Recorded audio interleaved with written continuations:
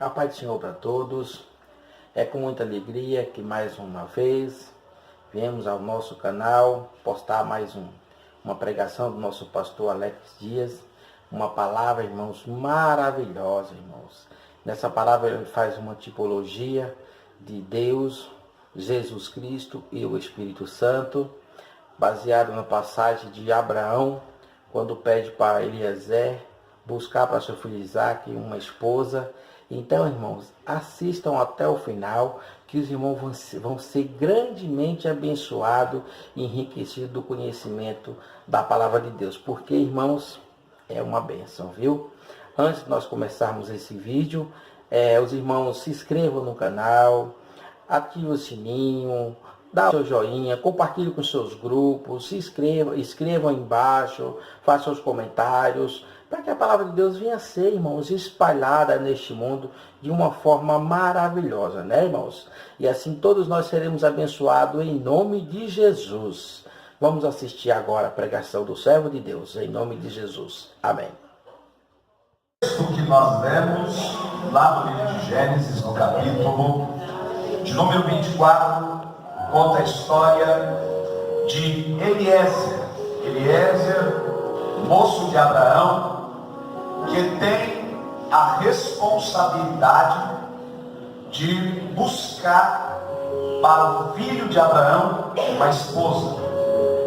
Quando nós olhamos a história de Rebeca, nós podemos ver a tipologia bíblica da igreja militante de Cristo, pois Rebeca é um tipo de igreja.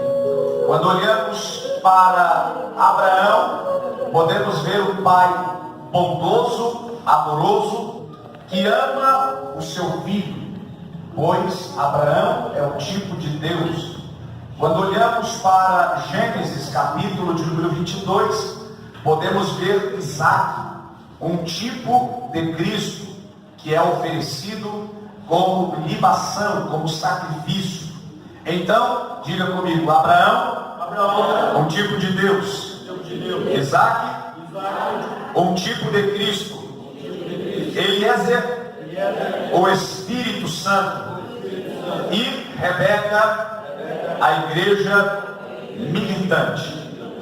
Os irmãos conhecem a passagem e sabem do que Deus fala a Abraão. Em algumas traduções diz que Deus tentou Abraão. Porém, essa tradução nós não usamos como respaldo bíblico. Por quê? Porque a Bíblia diz que Deus a ninguém tenta, porque Ele mesmo não pode ser tentado pelo mal. Mas a tradução correta diz que Deus provou Abraão. Quando Deus prova Abraão, Deus prova naquilo que ele mais ama. Deus prova naquilo que ele tinha mais de precioso, que era seu filho Isaac. E diz a Bíblia lá no primeiro versículo do capítulo de número 22, que Deus, num diálogo com Abraão, pede o seu filho para que este mesmo ofereça em holocausto. Os irmãos conhecem toda a história, a trajetória. Diz a Bíblia que Abraão acorda de manhã, pela madrugada, ele prepara o jumento, ele prepara tudo aquilo que era necessário para o sacrifício, a lenha, o cutelo. Porém, Abraão não leva o que é primordial, que é o cordeiro. Mas a Bíblia diz que ele traz consigo dois moços, e esses dois moços vão a caminho junto com Abraão, Isaac e as coisas que seriam usadas para o sacrifício.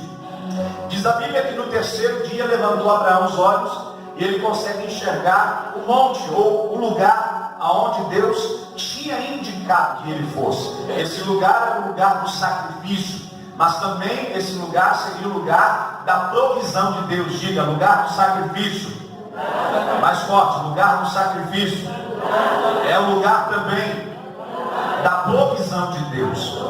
Hoje se diz muito por aí que nós não precisamos mais sacrificar. Então, se nós não precisamos mais sacrificar, rasgamos a nossa Bíblia lá na passagem de Romanos, capítulo de número 12, que diz: apresentai os vossos corpos em sacrifício vivo, santo e agradável a Deus, que é o vosso culto racional. Nesse mesmo texto diz a Bíblia que a vontade de Deus, ela é boa, perfeita e agradável. Mais forte, a vontade de Deus, ela é boa, perfeita e agradável. Mas às vezes, na ótica humana, na razão, olhando a vontade de Deus, às vezes ela não parece ser tão boa, porque olhamos carnalmente, olhamos naturalmente.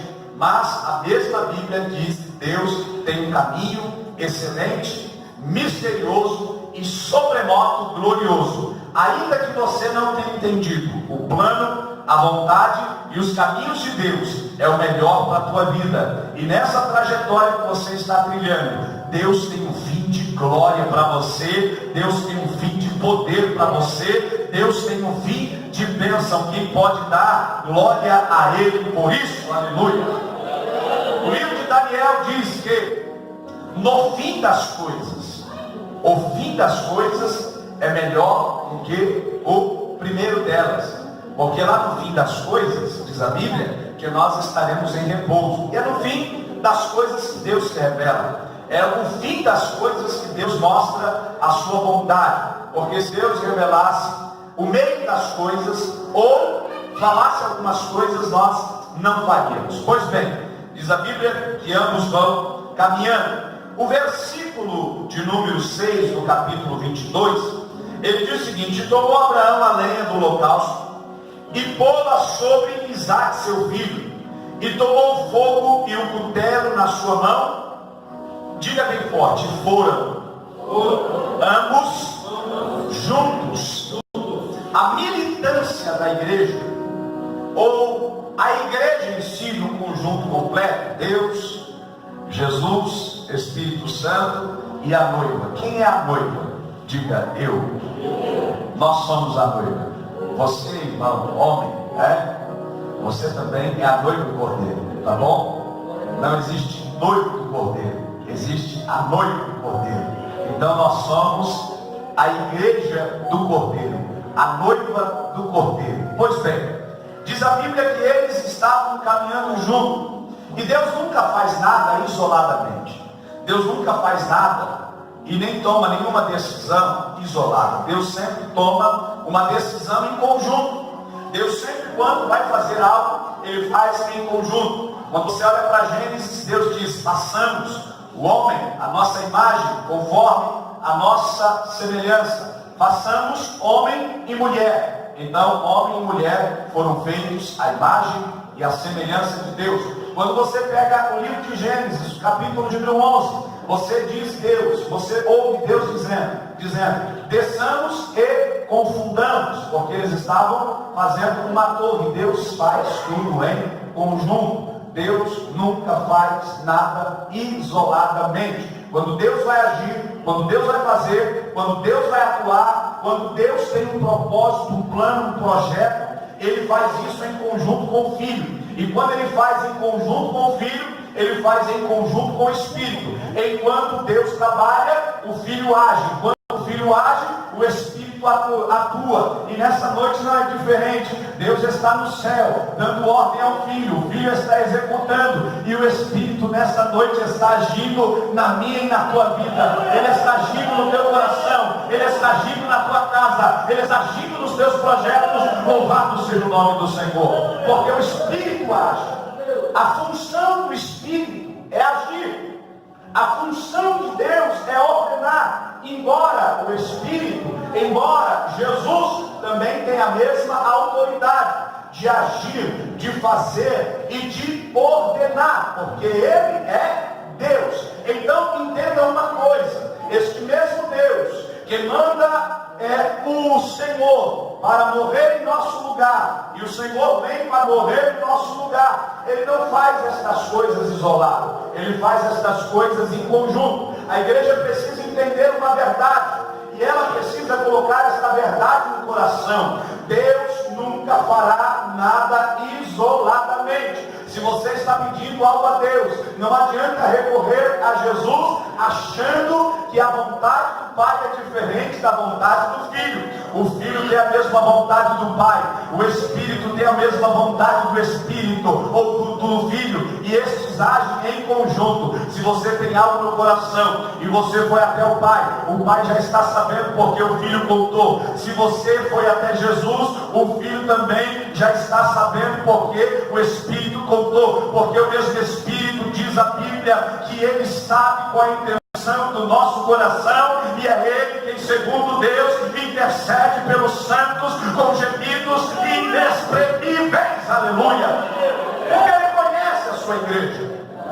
Quando Deus faz um pedido a Abraão, é porque Deus já conhecia o coração de Abraão. Diga: Deus conhece o meu coração. Ele conhece. Deus conhece a nossa alma. Ele sonda o nosso espírito. E Ele sabe qual é a intenção do nosso coração. Olha o que a Bíblia diz. Que quando Deus fala com Abraão, Abraão não questiona Deus. Abraão não pergunta para Deus se aquilo era moralmente correto.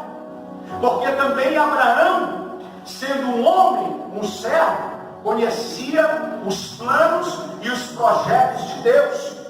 Entenda uma coisa: Deus nunca vai lhe pedir nada se Ele já não tem uma saída. Deus nunca vai mandar você fazer nada se Ele já não tem um plano, um projeto, um fim. Entenda, Deus nunca vai te levar à destruição. Porque Abraão conhecia Deus. Diga: Abraão conhecia Deus. Será que nós estamos conhecendo Deus? Ou nós estamos achando que conhecemos Deus? Quando Deus fala com Abraão, Abraão não titubia. Abraão se coloca em prontidão. E Abraão diz: é isso, Senhor. Estou pronto. Estou preparado. E a pergunta de Deus nessa noite é se você está pronto. É se você está preparado. Ou é se nós estamos prontos. Ou se nós estamos preparados. Porque Deus vem quando nós menos esperamos. Será que Deus pode descer hoje na nossa tenda? Ele desce na tenda de Abraão e diz: dai-me o teu filho, o teu único filho. Aí eu lhe pergunto: Abraão só tinha um filho? Sim ou não? Abraão só tinha um filho? Sim ou não? Não. Abraão tinha Ismael. Mas no coração de Abraão, e Deus conhece o nosso coração, ele tinha Isaac como o único. Ele tinha Isaac no coração como a sua herança, a promessa de Deus. Eu acredito, eu estou conjecturando, acredito que se Deus descesse e falasse: Abraão, dai-me um dos teus filhos, qual o filho Abraão escolheria? E aí é uma conjectura: eu vou mandar Ismael.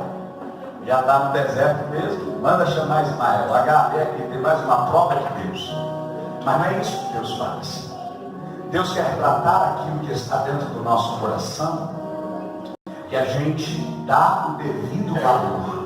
Mas pastor, Deus, ou Abraão, melhor dizendo, não dava o devido valor a Ismael, dava. No entanto, repousa uma promessa sobre a vida de Ismael. Mas o que Deus quer dizer? Que quando nós aplicamos a nossa vida e temos um amor profundo nas coisas, é nisso que Deus medirá o nosso amor para com Ele. E aí eu disse no início, na tipologia bíblica, Abraão é um tipo de Deus que entrega o seu filho para a salvação da humanidade. Quando você olha João capítulo de número 3, versículo de número 16, não é isso? Porque Deus amou o mundo de tal maneira que entregou o seu único filho. O seu único filho. Ora, e eu lhe pergunto, Deus não tem outros filhos? Tem. Mas Jesus é o primogênito.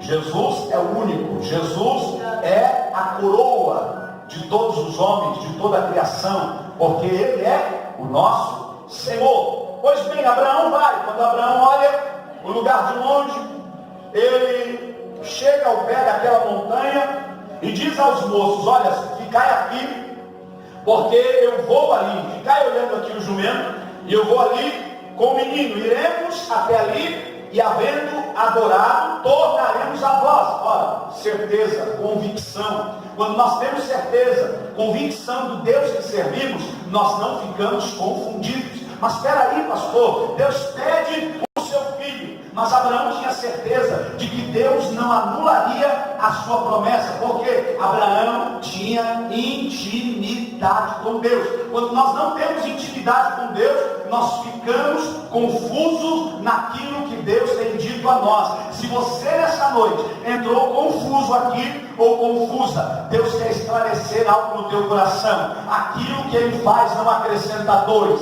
aquilo que Ele faz não acrescenta prejuízo, aquilo que Ele faz é bênção para a tua vida. Então acredite no projeto de Deus para a tua vida. Mas pastor, está doendo, está difícil, aguenta mais um pouquinho, porque o fim será de glória para a tua vida.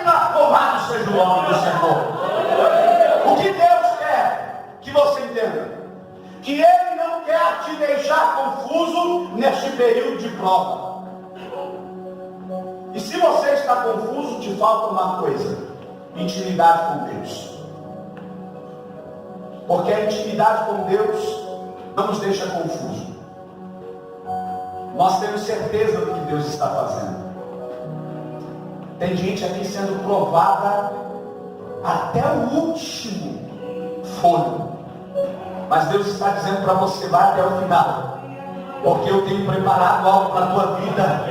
Vai até o final, porque eu tenho algo para a tua história. Vai até o final, aguenta mais um pouquinho. Você não está entendendo, mas eu estou no controle de todas as coisas. Abraão tinha essa certeza. Diz a Bíblia que Abraão, quando chega no lugar, o capítulo de número 22, versículo 7 diz: Isaac vai perguntar a Abraão, e Abraão vai dizer a Isaac. Diz a Bíblia que Isaac pergunta, porque Isaac tinha consciência: pai, eis aqui a lenha, eis aqui o fogo, eis aqui o cutelo. E pergunta: onde está o cordeiro? Ora, em um sacrifício é impossível ter todas estas coisas e não ter a vítima para oferecer. Você sabe quem é a vítima hoje para o sacrifício? Não adianta a igreja trazer fogo, não adianta a igreja ter lenha, não adianta a igreja ter cutelo, se ela não tiver um primordial. Diga: o cordeiro. Mais forte: o cordeiro. O cordeiro já está aqui, mas esse cordeiro não será sacrificado de novo, porque diz a Bíblia lá no livro de Gênesis que foi visto um cordeiro, como tinha em seu corpo a marca de que havia sido morto, mas revivera. Este cordeiro está aqui. Este cordeiro passeia sobre a igreja. Este cordeiro sobre o teu coração. Este cordeiro deu os teus pensamentos. Este cordeiro está no controle da tua casa. Este cordeiro está te curando nesta noite. Este cordeiro está libertando teu filho. Este cordeiro está entrando em providência naquela causa difícil. Ele está aqui nesta noite. Aleluia. Mas a vítima, porque todo culto nós oferecemos um sacrifício. Quem é a vítima para o sacrifício? Diga: eu, pastor. Eu. Mais forte: eu, pastor. Eu. Você é a vítima. Eu vim com tudo, pastor. Eu vim preparado para tudo. Os músicos dizem: eu estou com um louvor aqui, pastor, para tacar fogo na igreja. Eu estou aqui com algo que vai cortar o céu e agora o teu vai cair. Eu estou com algo aqui, pastor, que é tremendo. Essa lenha fresquinha, se bater o louvor, vai pegar fogo. Mas se não tiver vítima para o sacrifício, não tem uma adoração completa. Se coloque sobre o altar de Deus nessa noite. O Senhor está te levando para um monte de adoração hoje. Mas você precisa estar no altar de Deus. Diz a Bíblia que Deus age quando Isaac é colocado sobre o altar. Diga, Deus age quando Isaac é colocado sobre o altar. Sabe quando Deus vai agir, pastor Jorge? Quando nós formos colocados sobre o altar. É impossível Deus agir se nós não estivermos sobre o altar de Deus. Quem aqui quer ver Deus agir? Deus está te convidando para você vir no altar dele. Mas vai doer, não te preocupas. Ele tem remédio para a tua vida. Vai apertar, não tem problema. Ele consegue levar contigo este barco. A coisa vai estreitar, ele vai passar contigo. Se passares pelas águas, contigo estarei. Se passares pelo fogo, contigo estarei. Chama não arderá em ti. A água não vai te submergir, porque o leão da tribo de Judá, aquele que tem a chave na mão, aquele que abre e ninguém pode fechar, aquele que fecha e ninguém pode abrir, está caminhando contigo nesta prova. Vai junto, porque ele te dará vitória. Aleluia. E eles vão juntos. Mas sabe o que é interessante? Eu vou entrar no capítulo 24. Sabe o que é interessante? É que Abraão não fez as coisas de qualquer jeito. Tem gente querendo ver Deus agir e fazendo as coisas de qualquer jeito. Tem gente querendo ver Deus atuar e fazendo as coisas de qualquer jeito. Quer ver Deus agir? Pergunta para o irmão que está do seu lado. Quer ver Deus agir? Pergunta aí de novo, sem medo, irmão. Quer ver Deus agir? Diga, coloca a tua vida, seja profeta de Deus em ordem. Quando Abraão vai no monte, a Bíblia diz no versículo de número 9, vieram ao lugar de Deus. Diga, lugar de Deus. Irmão, aqui é o lugar de Deus. E Deus também tem um lugar dentro do nosso coração, na nossa vida. Este é o lugar de Deus. Aleluia. Quando eles chegaram ao lugar de Deus, Deus lhe dissera. E diz a Bíblia que edificou ali Abraão um altar e pôs em ordem a lenha. Diga, pôs em ordem a lenha. Ó, tem muita gente com a lenha toda bagunçada. Gravete jogado do lado. Imagina isso. A lenha lá fora toda molhada. Mas Deus pode fazer pegar fogo? Pode. Mas para Deus fazer pegar fogo, precisa colocar em ordem. Colocou em ordem a lenha, amarrou Isaac seu filho e deitou sobre o altar em cima da lenha. E Abraão estendeu a mão e tomou o cutelo para imolar seu filho. No último instante, no momento que Abraão achou, agora já não tem mais jeito. Mas eu sei que se Deus permitir que eu enfie este cutelo sobre o menino, Deus há de ressuscitar. E eu vou voltar com o menino para casa. Mas quando ele estendeu a mão, o anjo bradou desde o céu e disse, Abraão, Abraão. E ele disse, eis-me aqui. E ele disse, não estenda a tua mão sobre o moço e não lhe faças mal. Porquanto agora sei que temes a Deus e não me negastes o teu único filho. Diga, temes a Deus e não me negaste o teu único filho. A Bíblia diz que Deus é onisciente. Quando Deus, a Bíblia diz que Ele é onisciente, Ele conhece pensamentos, intenções. Ele conhece a nossa vida. Deus conhecia Abraão. E Deus sabia que Abraão era capaz de entregar o seu filho. Mas por que Deus diz? Só depois que Ele faz. Porque palavras não testificam uma verdade do coração. Atitudes. Quando você lê Mateus capítulo de número 21, foi a leitura que nós fizemos hoje pela manhã na escola bíblica. Mateus capítulo 21, a partir do versículo 28, a Bíblia conta a parábola de dois filhos. Um dos filhos, o pai manda para a vinha e ele diz, não vou, pai. E o segundo filho, o pai manda para a vinha e ele diz, eu vou. Diz a Bíblia que o primeiro filho que disse que não ia, acabou indo. O segundo filho que disse que ia, acabou não indo. E aí Jesus faz uma pergunta: qual desses fez a vontade do Pai? Aquele que disse que não faria e fez. A nossa Bíblia não está baseada em palavras, mas em atitudes. Não adianta você falar para Deus que pode fazer e é capaz de fazer se você não faz. Deus quer uma prova maior. E esta prova vem com atitudes. Você sabe o que Deus está te pedindo. Você sabe o que Deus está requerendo das suas mãos. Você sabe o trabalhar de Deus na sua vida. E você sabe o projeto dele na sua vida. Pastor, eu fiz tudo. Só uma coisa que eu não fiz. Eu não executei o plano de Deus como deveria. Falta de uma coisa. Quantos filhos de Deus nós temos aqui nessa noite? Glória a Deus, aleluia. Glória a Deus. Filho, o que Deus te diz hoje é que Ele quer a sua vida sem reserva, sem restrição. Ele quer a tua vida por completo, ainda que custe a tua. 2 termina assim. Porém, o capítulo 23 tem uma história triste, a morte de Sara. Sara morre. Porém, a partir da morte de Sara, já estou encerrando, inicia-se uma nova etapa na vida de Abraão. Eu vou entrar na história de Sara.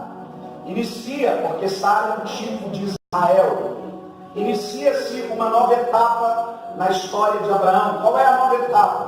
A nova etapa na vida de Abraão é constituir para Isaac uma esposa. Quem Abraão manda? Diga comigo, Eliezer. Diz a Bíblia que depois da morte, da ressurreição de Jesus, ele é assunto ao céu. Quando ele chega ao céu, quem desce? Quem desce? Mais forte. Quem desce? Não ouvi a igreja, estou com um problema aqui. Quem desce? O Espírito Santo. Quando o Espírito Santo desce, qual é a função do Espírito? Diga comigo: achar a igreja, preparar a igreja, moldar a igreja, adornar a igreja. Vou falar aqui no português, claro, deixar a noiva bonitinha. Em outras palavras, ajeitadinha. Essa é a função do Espírito. Então Eliezer vai. Mas sabe o que é interessante? Eliezer, ele faz uma prova com Deus. O capítulo de número 24 diz que a prova de Eliezer é esta. Eu já li alguns versículos aqui para os irmãos. Eu li também sobre a promessa que Eliezer faz e Abraão também faz. Porque naquela época, uma promessa só era estabelecida com o toque na coxa.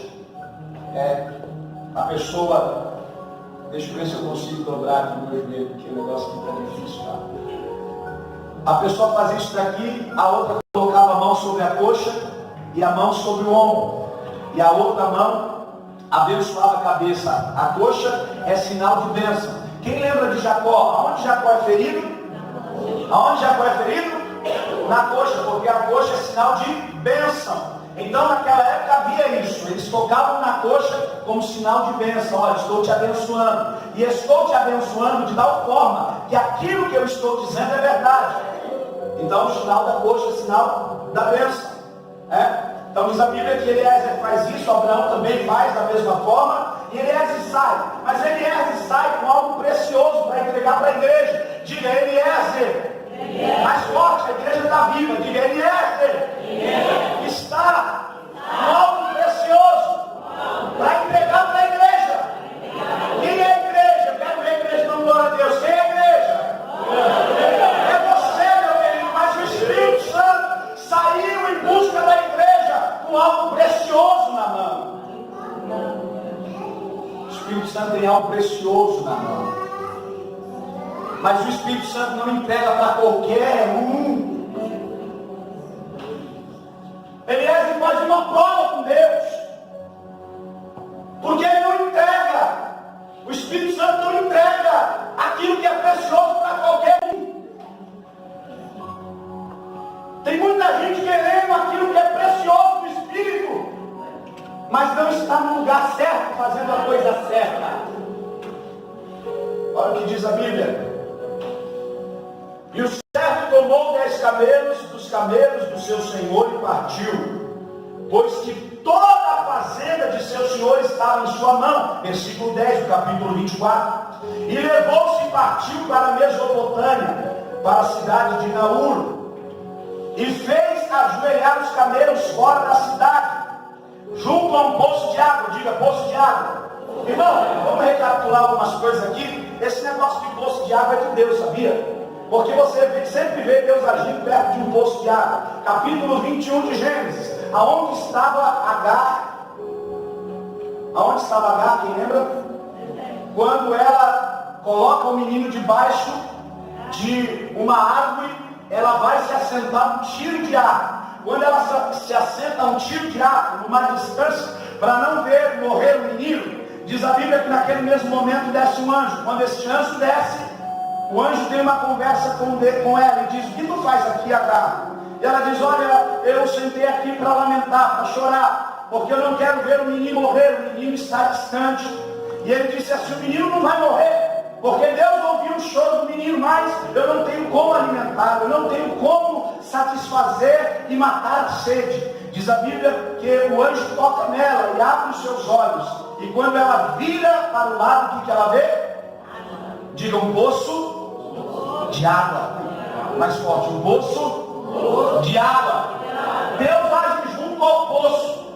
Deus não age somente através do poço, mas Deus age junto ao poço, porque este poço, este riacho, este lago representa a glória de Deus, porque a Bíblia diz que diante do trono de Deus sai um rio, e este rio inunda a cidade de Deus. Este rio está aqui inundando minha vida, este rio está aqui te enchendo, porque este rio, diz o livro de Salmo de número 46, que este rio alegra a cidade de Deus, o santuário da morada do Altíssimo. Deus está no meio dela, como foi lido aqui nessa noite, e ela não será abalada. Glória a Deus. Se você vê a Bíblia Sagrada, quando você vai para o Novo Testamento, havia um homem coxo junto à porta das ovelhas, e dentro daquela porta havia um poço, ou havia um lugar com água. Deus age sempre junto ao poço.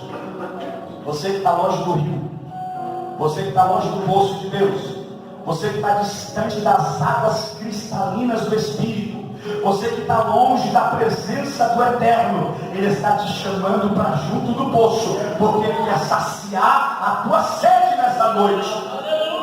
Diz a Bíblia que Ele vai para junto desse poço.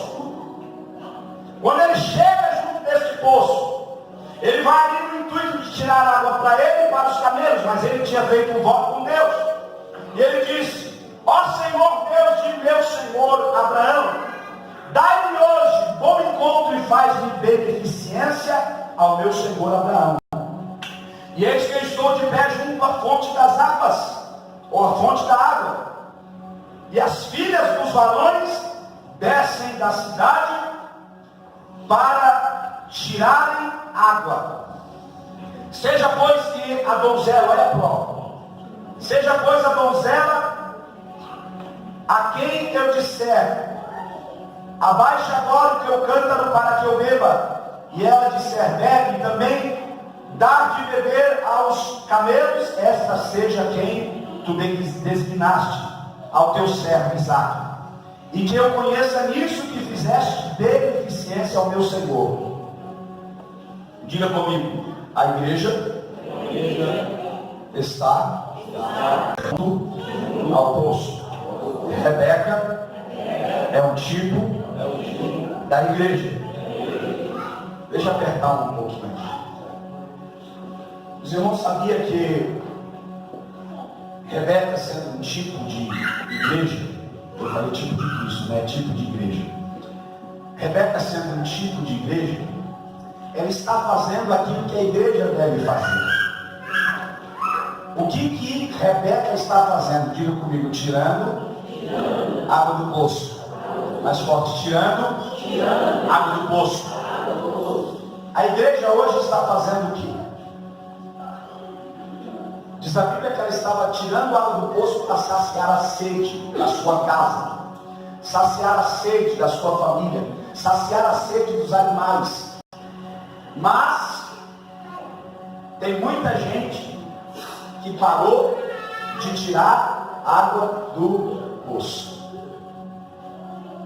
É no poço que Deus quer encontrar com você. Quando você vê João, capítulo de número 4, a Bíblia diz que havia uma mulher samaritana. Ela estava junto da onde?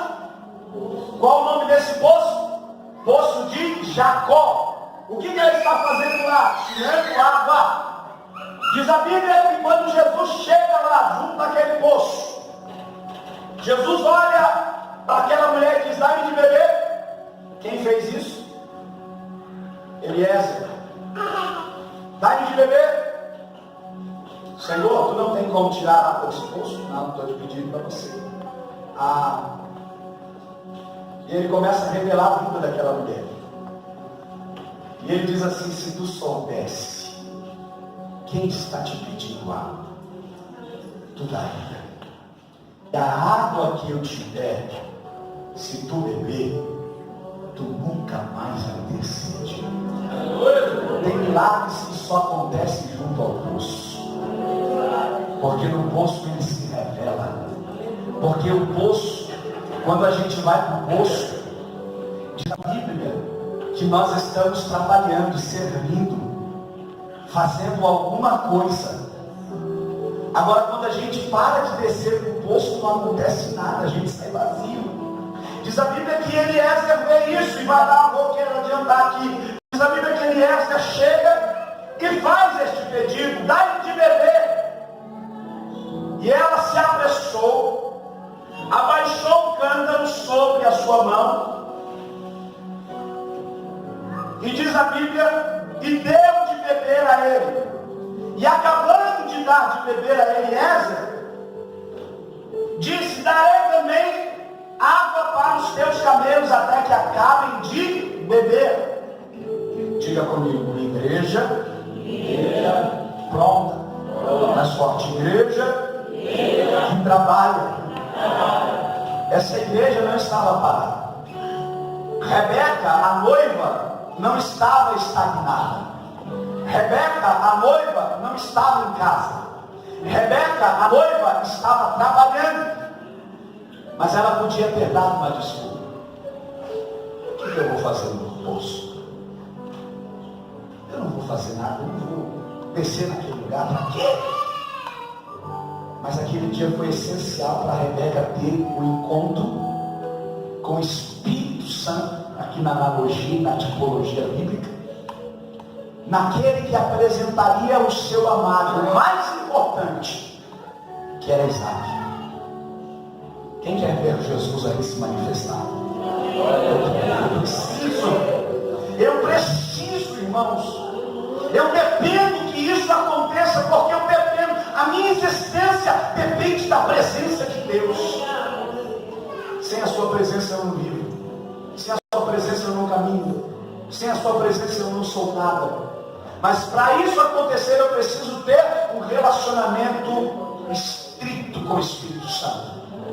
Quando ela chega, ela dá de beber aos camelos, e só depois que ela faz isso é que ela recebe o prêmio. Tem muita gente querendo receber aquilo que é de precioso que está na mão do Espírito, mas não quer descer no poço. Tem muita gente querendo receber dons do Espírito em malícia, mas não quer descer no poço. Tem muita gente querendo receber os dons do Espírito, revelação, profecia, dons de cura, galgar um patamar acima, mas não quer descer no poço. Não vai achar nada. Sabe por que nós estamos vivendo a fase num contexto geral de uma igreja fraca? Porque essa igreja parou de descer ao poço, irmão. Essa igreja parou de se encher de Deus. Essa igreja parou de se encher do Espírito, irmã Maria. E é necessário que essa igreja esteja junto ao poço. Porque quando você olha a Bíblia Sagrada no livro de Jeremias, no capítulo de número 17, você pode enxergar que a igreja que está junto às fontes das águas, ela não se perturba, não receia e não teme quando vem o calor. O Salmo de número 1 diz isso também, que bendito é o varão cuja esperança é o Senhor, que medita na sua lei de dia e de noite. É como a árvore plantada junto aos ribeiros de água. Em outras traduções diz a fonte das águas, porque é na fonte que você recebe força, é na fonte que você recebe calor, é na fonte que você recebe instrução, é na fonte que você é fortalecido. Mas para isso você precisa estar perto da fonte. Dá um toquinho bem de leve, não bate não, tá? Diga, vamos para junto da fonte. Convida aí. Vamos chegar mais perto da fonte. Vamos chegar mais perto. Quando ele vê isso, ela conclui, diz a Bíblia, que ele presenteia. Quem é que quer receber um presente de Deus? Preciso. Só depois que ela desce a fonte, dá de beber a quem precisava e era necessário, que ele presenteia. E aconteceu que, acabando os camelos de beber, tomou o varão um pendente de ouro, de meio ciclo de peso, e 2 pulseiras para as suas mãos, do peso de 10 ciclos de ouro, e disse: de quem és filha? Ela se apresenta, ela faz saber, e ele descobre que o pai, ou o tio-avô dela, era Abraão, porque ela era filha de Betuel, filho de Milcá, o qual ela deu a Naú. Lá no capítulo 22 você vê a genealogia. Mas, para que isso acontecesse, eu volto para encerrar um versículo 16. Eu gostaria que toda a igreja lesse. Olha como que é a noiva do Cordeiro. Olha aí como que é a noiva do Cordeiro.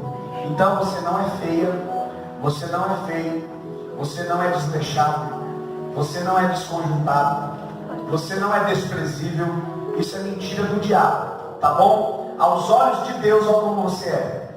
Diz a Bíblia, versículo 16: e a donzela era muito formosa à vista. Em outras traduções vai dizer pura, diga pura.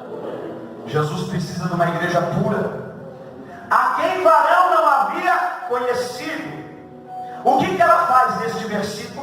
Diga comigo. Versículo de número 16. 1, 2, 3.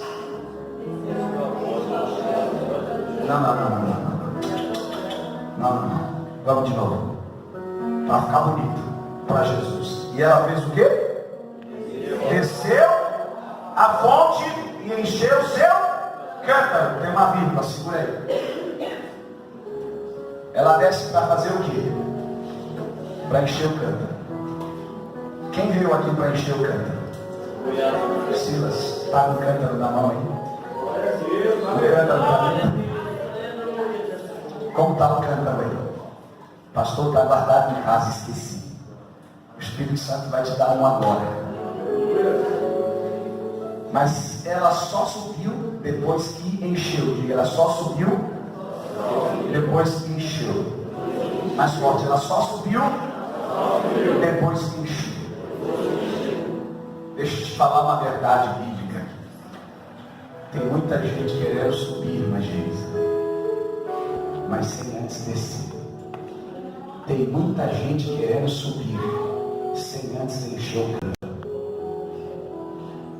Você só pode subir depois que encheu o cântaro. Jesus quer encher o teu cântaro hoje, nessa noite. Jesus quer te encontrar junto às fontes das águas. Mas para isso você precisa abrir o seu coração. O amado do livro de Cantares está aqui, irmão Ademir. E ele espera encontrar a sua noiva. Mas você precisa estar junto à fonte. Porque a fonte é algo tremendo. A fonte, você sai renovado. O Salmo de número 42 diz que o servo brama pelas fontes das águas. Sabe por que o servo brama pelas fontes das águas? Porque o servo, quando está sendo perseguido pelo seu predador, o suor do servo exala um cheiro. Sabe qual é a única forma de esse cheiro sumir e o predador não achar o servo? Dentro das águas. Porque o servo pula e o servo sai. Se eu não me engano, acho que é Salmo de número 42. Ele pula e sai. Por que ele pula e sai? Porque lá nas correntes das águas ou nas fontes das águas há renovo. Na fonte das águas há algo extraordinário para a vida do servo. Como o servo brama pelas correntes das águas, assim a minha alma suspira, brama por ti. A minha alma tem o quê? Diga, sede de Deus, do Deus vivo. Quando entrarei e me apresentarei ante a face de Deus, as minhas lágrimas me servem de mantimento dia e noite. Portanto, me dizem constantemente: onde está o teu Deus? Quando eu me lembro disso, dentro de mim derrama a minha alma. Pois eu havia ido com a multidão, fui com eles à casa de Deus com voz de alegria e louvor com a multidão que festejava. Porque está batido a minha alma, e porque te perturbas dentro de mim. Espera em Deus, pois ainda louvarei na salvação da sua presença. Meu Deus, dentro de mim a minha alma está batida, porquanto lembro-me de ti, desde a terra do Jordão e do Hermon, desde o pequeno monte. Um abismo chama outro abismo ao ruído das suas catadumbas. Todas as suas ondas vagas têm passado sobre mim. Contudo, o Senhor mandará de dia a sua misericórdia, e de noite a sua canção estará comigo, a oração ao Deus da minha vida. Direi a Deus, a minha rocha: porque te esqueceste de mim? Porque eu ando angustiado por conta da opressão do inimigo. Como uma ferida mortal em meus ossos me afrontam os meus adversários, quando todo dia me dizem: onde está o teu Deus? E ele está dizendo: por que está batido a minha alma? E por que te perturbas dentro de mim? Espere em Deus, pois ainda louvarei. Ele é a salvação da minha face, Ele é o meu Deus. Antes de encerrar o orar, eu gostaria de fazer um convite a você.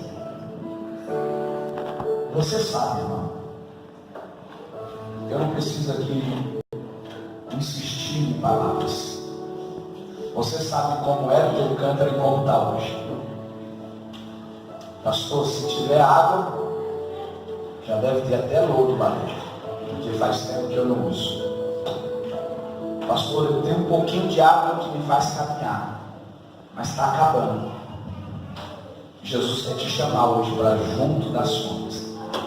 Igreja, você que é igreja, você que é noiva e precisa de algo mais de Deus, vem perto da fonte aqui, vem junto às fontes, vem ser cheio, vem ser cheio.